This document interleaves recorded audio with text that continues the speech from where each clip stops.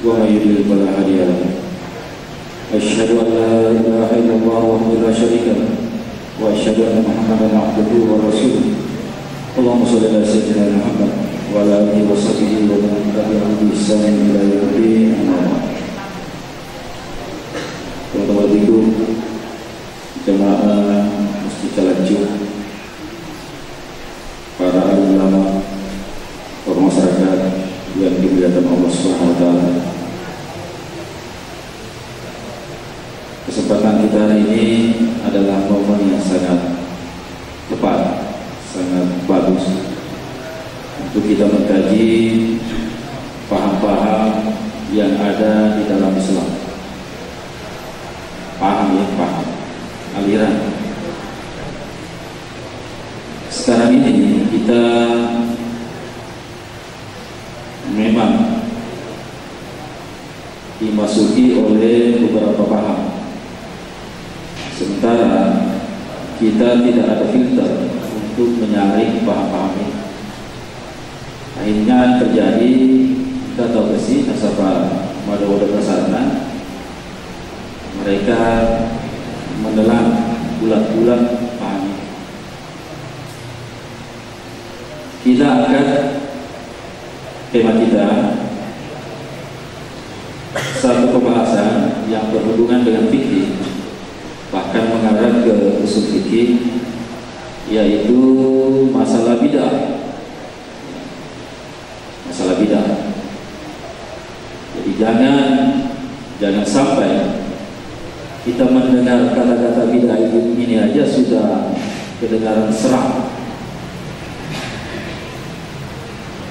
Padahal tidak begitu. Apakah benar memang bidah ini cuma dimaknai satu saja, yaitu bid'ah dalalah semuanya, sesat semuanya? Tidak demikian. Kita akan membahas nanti, semoga waktu cukup, tentang bagaimana ulama kita, terutama Ahlus Sunnah wal Jamaah, memahami tentang bidah. Saya memakai satu rujukan. Rujukan ini dikarang oleh Syekh Al-Jum'ah, Mufti Mesir Al-Azhar waktu itu. Jadi sejarahnya kitab ini membahas tentang semua tuduhan yang kelompok keras ini tuduhkan kepada kita. Makanya buku ini Al-Mutasyaddidun. Ini buku baru, masih jarang yang punya. Al-Mutasyaddidun artinya orang keras, ya, keras sekali. Pokoknya pentingnya jadi bid'ah, pentingnya haram, pentingnya pemata neraka. Seakan-akan dia punya surga dan neraka. Alihnya bawa tamu surga, jadi teman ke neraka. Makanya dikatakan buku ini Al-Mutasyaddidun. Kita akan membahas masalah bid'ah. Ada satu hadis Rasulullah yang kita bisa jadikan acuan dalam pembahasan ini. Rasulullah bersabda, "Alaikum bisunnati wa sunnatil khulafa'ir rasyidin min ba'di." Wa qawlihi, "Iqtadu bil ladzina min ba'di Abi Bakr wa Umar." Bertanda, wahai umatku, jagalah sunnahku dan sunnah khulafa'ur rasyidin setelah saya. Hadis sahih. Kemudian di hadis lain beliau katakan, ikutilah sunnah-sunnahnya orang setelah saya, yaitu Abu Bakar, Umar, Utsman, dan Ali. Ikutilah sunnahku dan sunnah setelah saya, Abu Bakar, Umar, Utsman, Ali. Itulah dasar hukum kita. Kemudian Di sini dikatakan yang menjadi permasalahan, apakah semua yang tidak dilakukan oleh Rasulullah langsung menjadi bid'ah, atau apakah semua yang tidak ada di zaman Rasulullah langsung menjadi bid'ah? Tentunya tidak. Kalau mengambil dalil tadi, tentunya tidak. Acirika, aciritoi, alifah-alifahku, dan seterusnya, dan seterusnya, dan seterusnya, sampai ke guru-guru kita, sampai ke guru Tasada, guru Talinus, nenekku almarhum guru Tamsolullah. Saya punya kakek kandung, jadi saya cucu pertamanya. Murid-muridnya guru Pak Munawas, guru Gani, kau naik seperti itu, aciri sampai seterusnya, tidak boleh putus, tidak boleh kita putuskan sendiri mata rantai ya. Hadis ini, agama ini, tiba-tiba kita putuskan. Saya tidak bermasalah, saya tidak mau mendengar kalau bukan ustaz saya. Wah, tidak begitu Pak.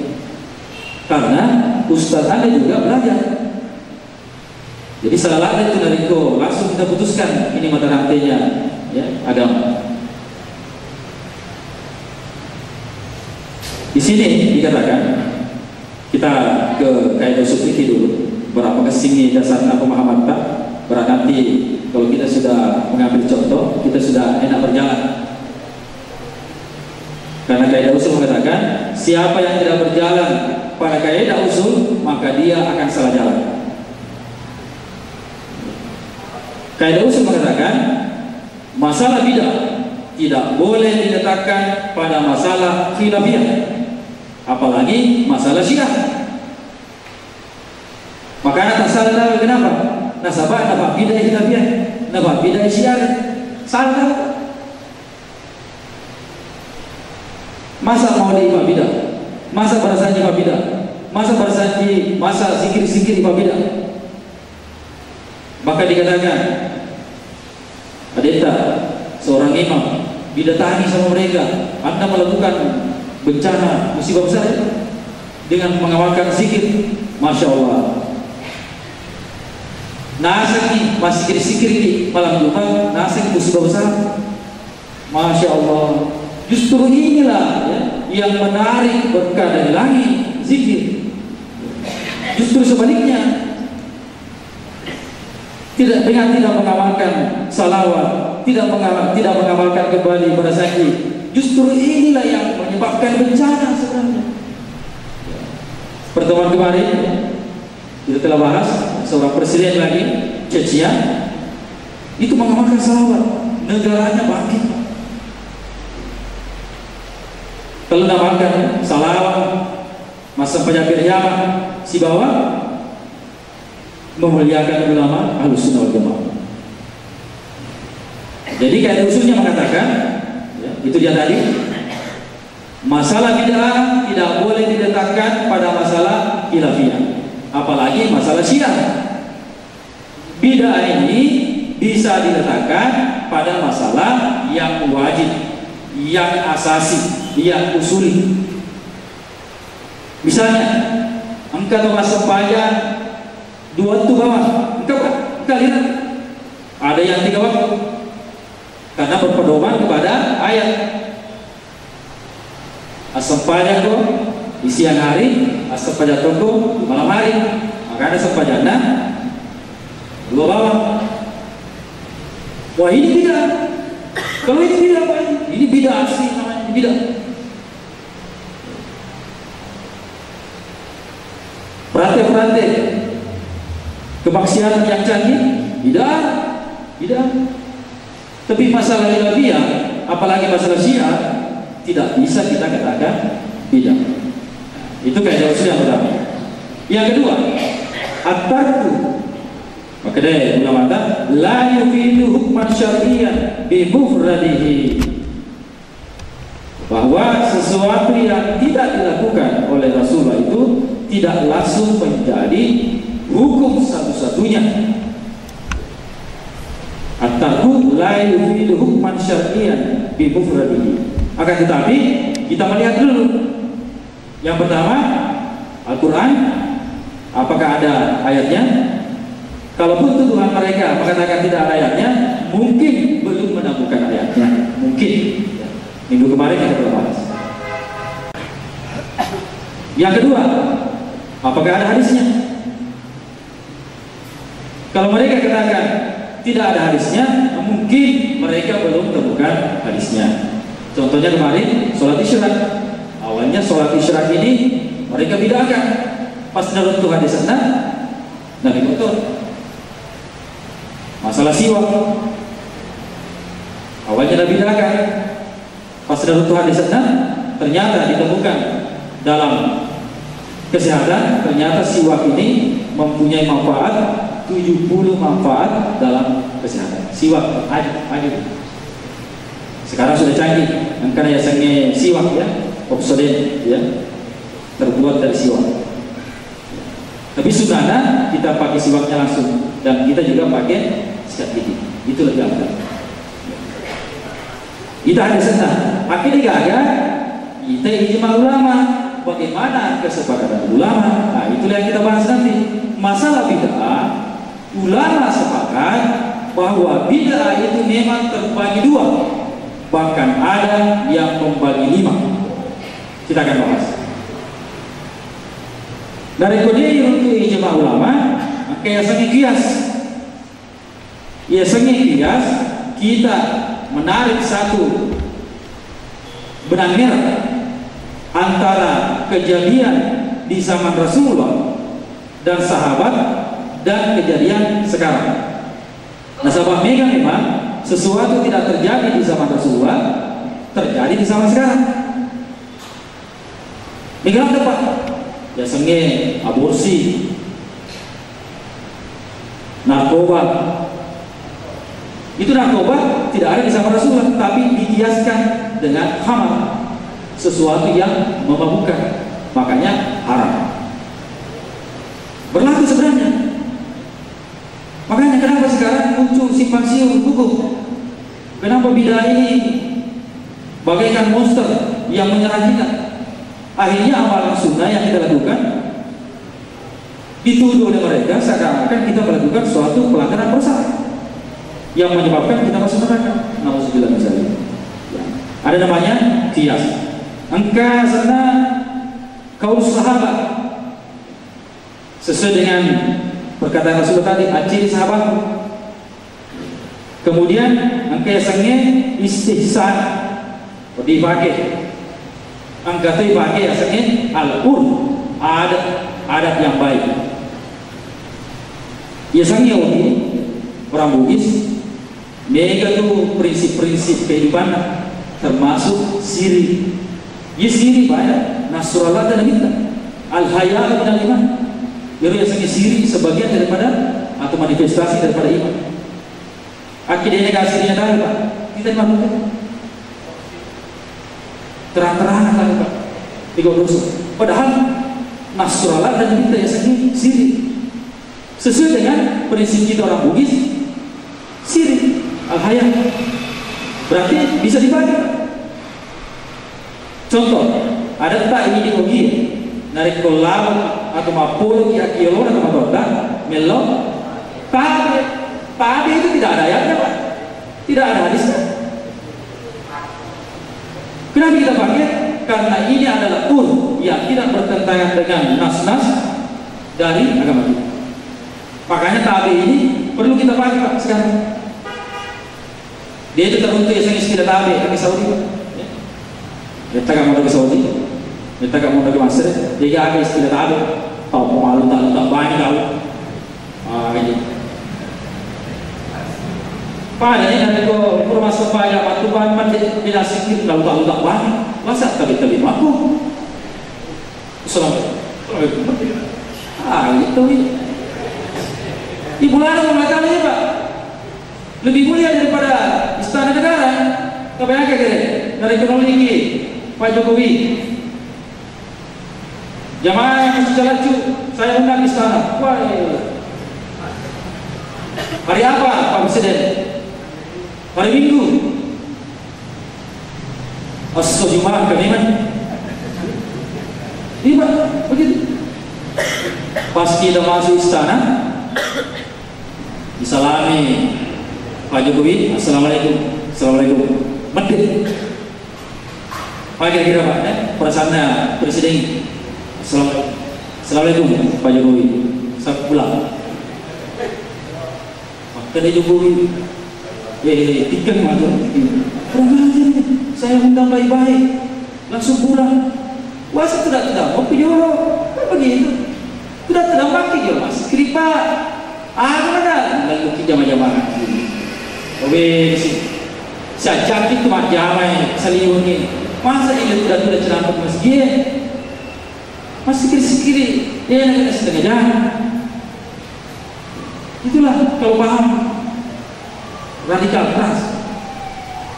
Masa sebidah, masa si musibah dari masih kiri, masa Allah.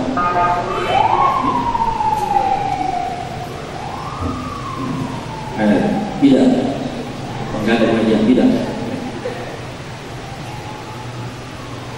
Jadi ada beberapa dasar hukum manakala sesuatu ini tidak terjadi di zaman Rasulullah atau tidak dilakukan oleh Rasulullah. Kita lihat pendapat ulama. Jadi si Panasano begini, tidak ada istilah keraguan ya. Ada santri ya. Wah tidak ada catat gitu. Ya. Jangan pakai rekaman sekarang. Dari masalahnya di rumah gitu. Nah, saya gurunda sioi Pak Isengin sama Oki jalan macam tadi. Saya ada bukan catat ini. Catat ini yang lepas. Menurut Imam Nawawi, ia ulama yang tidak pernah dikritik oleh ulama lain. Imam Nawawi, keterangannya yang terkenal yang kita baca,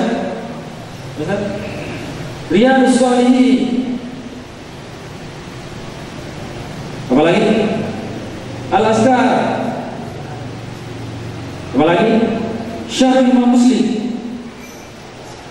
Yena pandita dengan dikritik kepada kita lain. Ada nasa pembuta Imam Nawawi tentang bid'ah. Wa kullu ma lam yakun fi zamanihi yusamma bid'ah.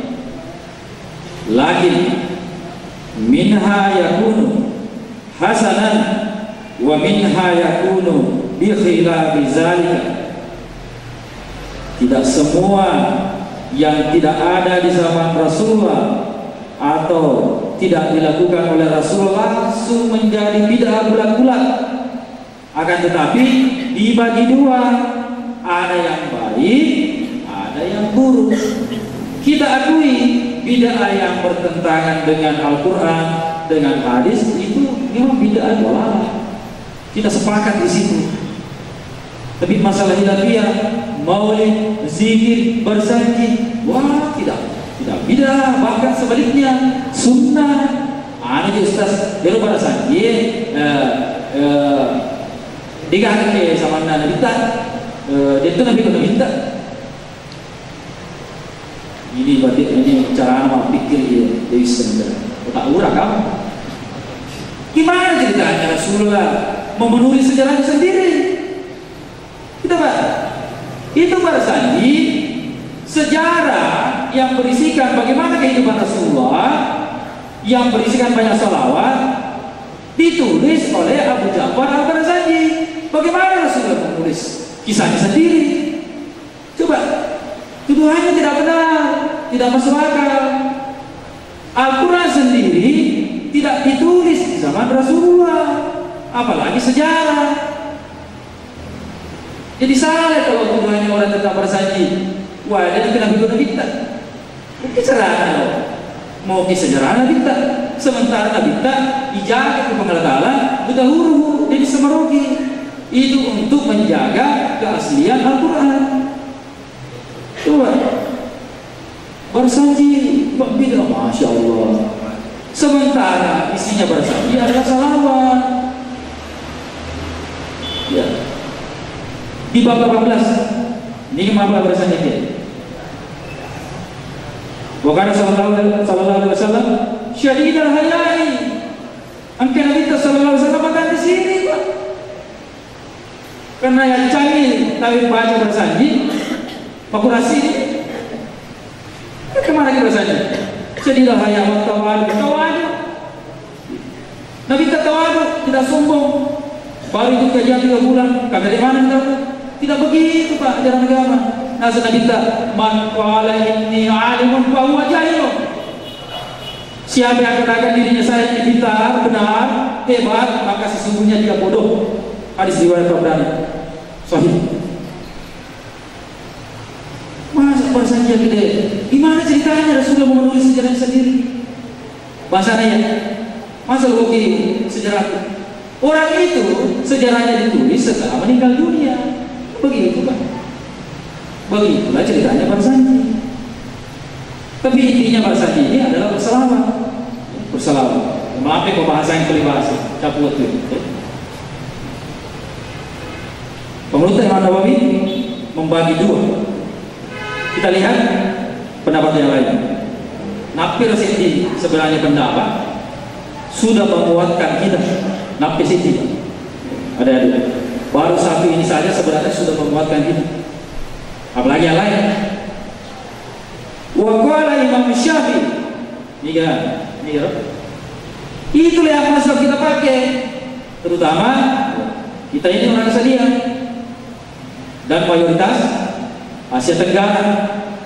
Penurut Imam Syafi'i masuk bukan rendah.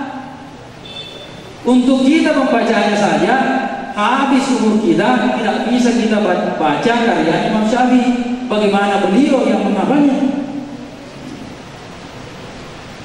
Dicukupi hafalnya kurangnya 70 juz. Awi kurang hafal. Banyak yang kurang hafal. Termasuk ya. Menurut Imam Syafi'i.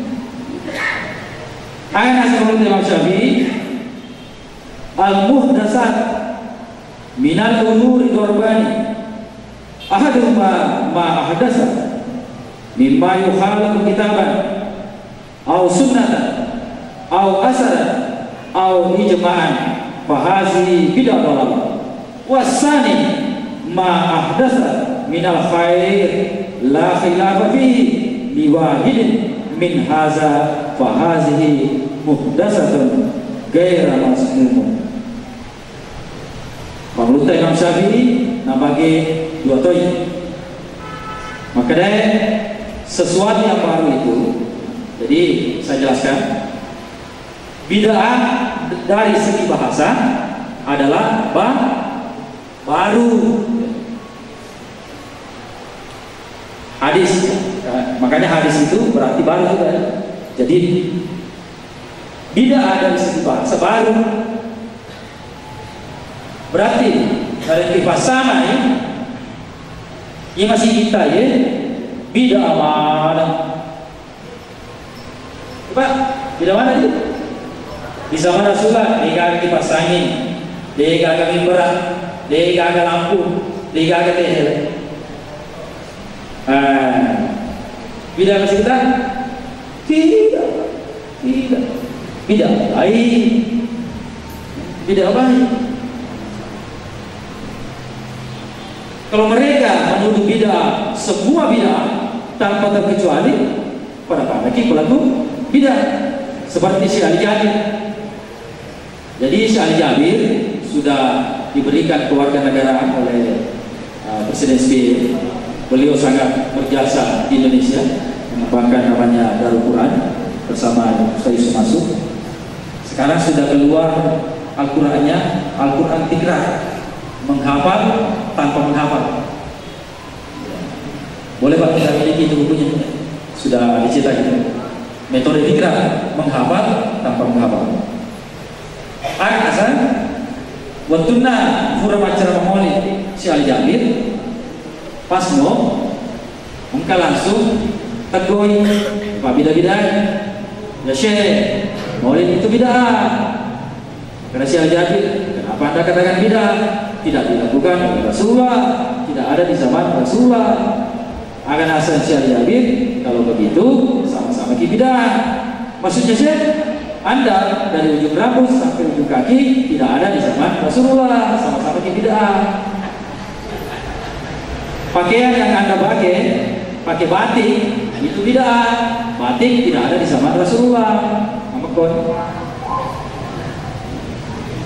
Kalau kita bahas masalah maulid, perlu satu kesempatan biar kita tidak pas-pasan antara ini.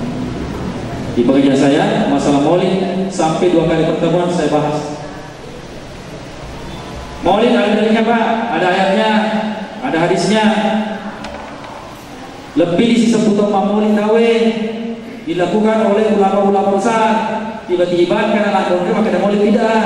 Kacian dulu, ketinggalan zaman kok. Ketinggalan zaman kok dalam maulid. Lebih di sisa putra maulid kawin. Dia apa bidah maulid? Mulai dari dinasti Fatimiyah tahun 400 Hijriah. Tiba-tiba ke Pak bidah maulid, ketinggalan zaman. Napa bidah maulid pas kurma maulid kawin yuk kebetulan belum telur jadi kan beragu bagi kalian kita dia akan jadi PLN. Kebetulan pimpinannya Pak bidah-bidah. Dulunya PLN pada Pare bermaulid, karena ganti kepala pimpinan tidak bermaulid. Jadi teman saya ini bermaulid. Maka itu jadi Ustaz Nasir uji hirung itu nasa soko kadominya ya itu melunar lada setelah telung itu lumpuh di mana apa tiro kantor lupa kan Muhammad Nasir ali nama Pacapui Allah ya kede Pak katanya tidak kok dihabisin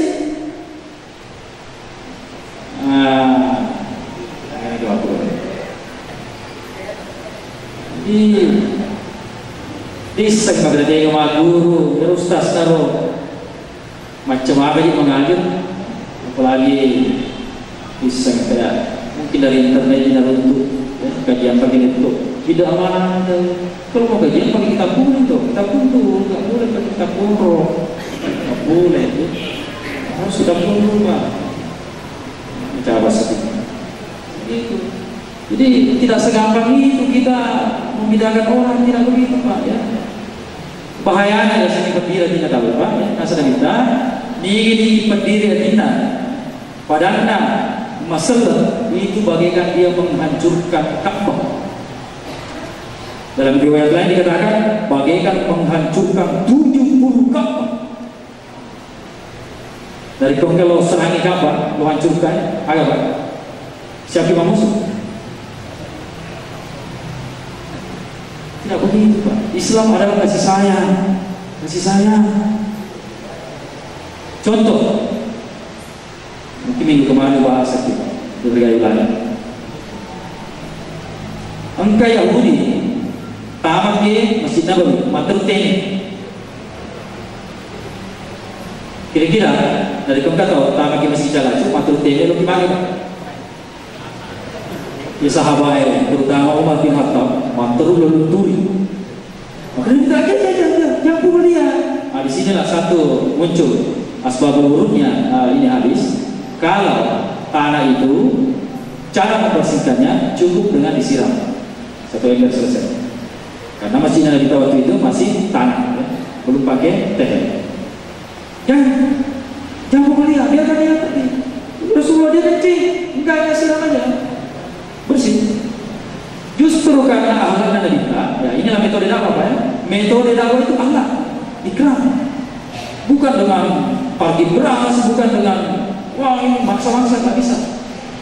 Dakwah itu akhlak. Saya ingat waktu saya di SDA, hadis pertama saya hafal, saya pakai kajian kita tukang. Waktu saya kelas 4 SD, saya sudah menghafal hadis. Kelas 4 SD, saya sudah menghafal hadis. Memang program SD dulu. Hadis pertama saya hafal, innama bu'istu liutammima makarimal akhlak. Sampai sekarang saya sudah lebih 30 tahun. Karena saya tidaklah diutus kecuali menyempurnakan akhlak. Dakwah Rasulullah semua dengan akhlak. Orang Yahudi dia naik masih gini, ada seperti itu. Apa yang terjadi? Pikir,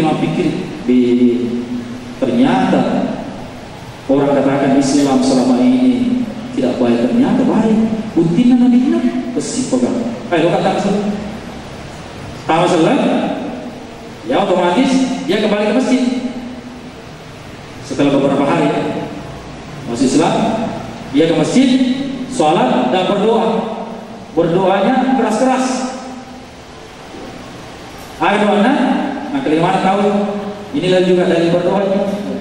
Nanti kita bahas juga nanti dalil berdoa suara nyaring ada. Dalilnya sahih ada.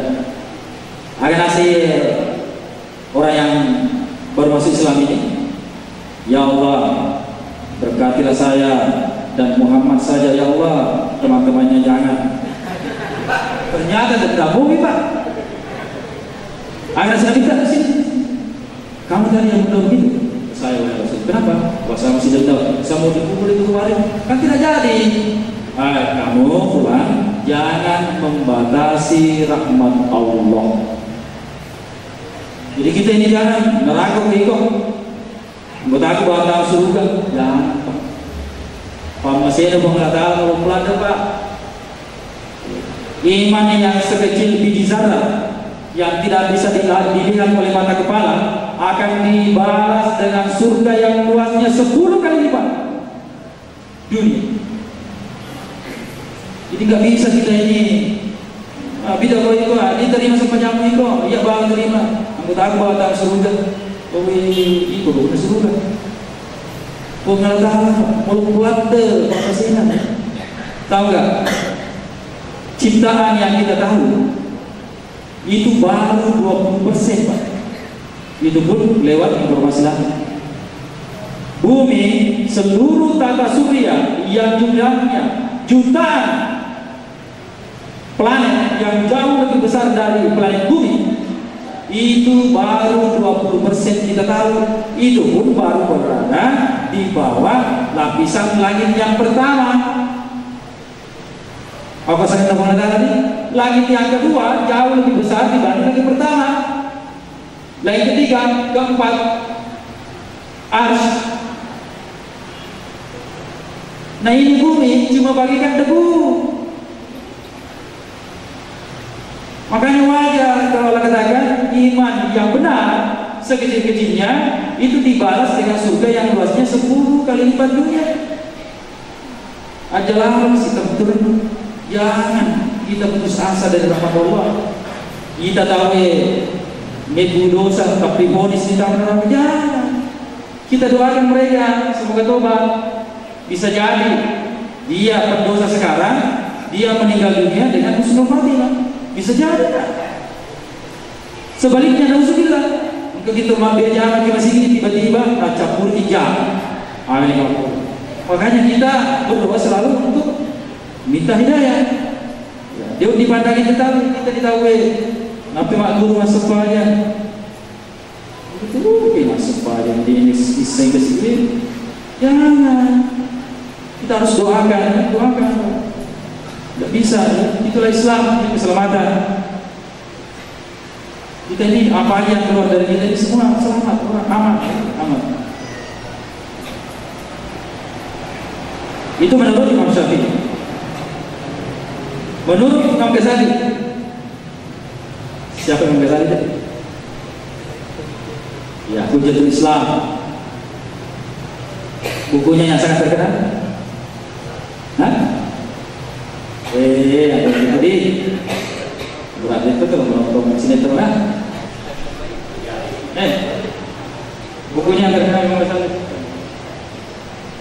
Iyamuddin. Masya Allah. Ya saudara terjemahannya ya, beli. Patungan beli. Baca ini. Iyamuddin. Imam Ghazali meninggal tahun berapa? 505 ya. Akhirnya sama Imam Ghazali, laisa kullu ma abda min manhiyan anhu bal al-manhiyu anhu bid'atun tudadu sunnatun sabitah. Nah, sebagaimana Imam Al-Ghazali, tidak semua bid'ah itu terlarang. Yang terlarang itu yang jelas-jelas bertentangan dengan Al-Quran dan hadis. 3 ulama besar membagi. Ternyata kalau kita cari di mereka ada ulama yang diakui membagi bid'ah ini cuma satu, tidak ada. Berarti ini celotehan mereka saja. Celotehan mengatakan bid'ah semua itu dhalal wa kullu bid'ah. Hah? Wa kullu bid'ah benar, bukan hadis. Mereka menambahkan itu. Bukan hadis. Hadisnya cuma sampai wa kullu bid'ah dhalal. Titik. Tapi mereka menambahkannya wa kullu bid'ah finnar wa kullu dalalah finnar. Ini adalah pembohongan besar, bukan hadis. Silakan ulama hadis mengkajinya. Boleh kita kaji ulang lagi. Ayat cuma apa kita? Sifat doa-doa ditahu. Saya bacakan satu hadis, ya. Orang yang selalu membodoh-bodohi orang dengan berkedok agama, berkedok ulama, hati-hati.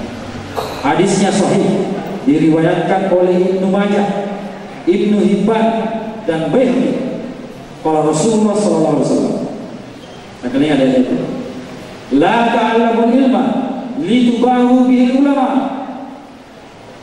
Ada 3 perkara yang harus kita jaga. La ta'allamul ilma litubahu bil ulama.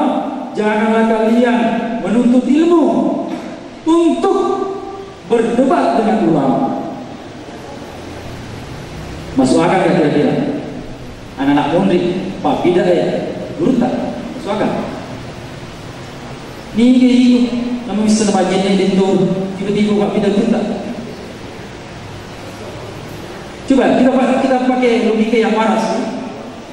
Guru-guru tak mau di mana Pak? Ilmunya jauh lebih tinggi daripada kita ini. Ujung capak kan pun lagi di teman Nabi.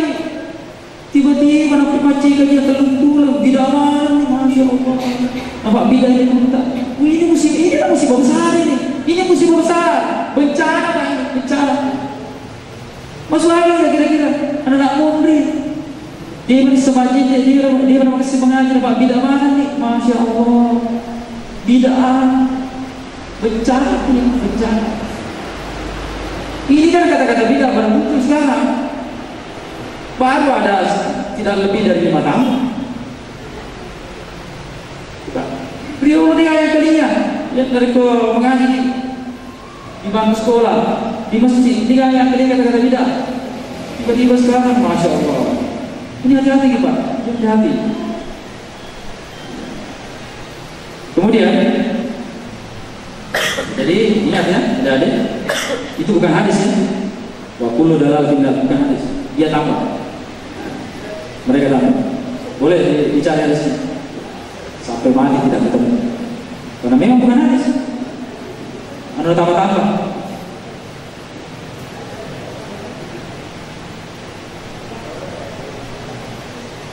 Pendapat terakhir. Jadi tidak ada ulama ternyata yang bisa dipegang yang membagi bid'ah itu cuma satu.